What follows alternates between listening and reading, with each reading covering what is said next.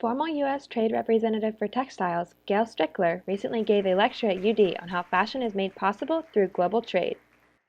As lead negotiator in trade agreements, as well as participating in basically the whole textile and apparel discussion that went on at the White House during the Obama years, it has a huge role as a huge provider of labor and being used as a tool for development. I mean, basically, when you look at it from a trade perspective, the opportunities for trade as development are paramount in the textile sector. When it came to things like AGOA or the Haiti Hope and Help, or some of the other preference programs where we offer opportunities to least developed countries, the textile and apparel sector provides a huge opportunity. You have two completely disparate factions. You have the domestic textile industry, and then you have the apparel industry, which, since 97% of our apparel is imported, is mostly made up of an importer community and brands and retailers.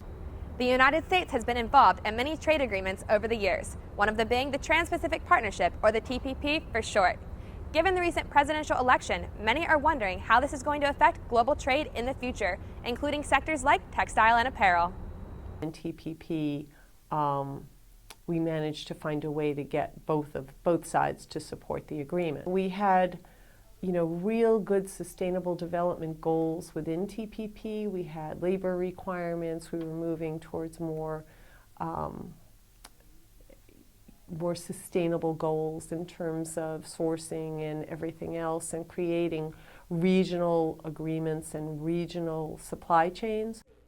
The TPP and AGOA aren't the only trade agreements that the United States is involved in.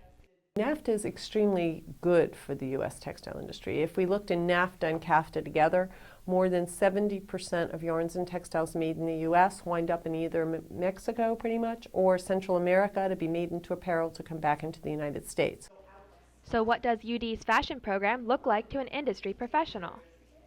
One of the things that I love about Delaware is you have fashion marketing and fashion design, but it's in a structure that has a lot of input from other areas. And as a result, it seems like there's a much better comprehension of the role of the apparel industry as opposed to just fashion design. The students here seem to have a sense of sustainability. They have an idea of really what supply chains mean, logistics, carbon footprint, all of those things. I hope that students who see interest in any or all of those areas can find their way to create the opportunities for them to use their education.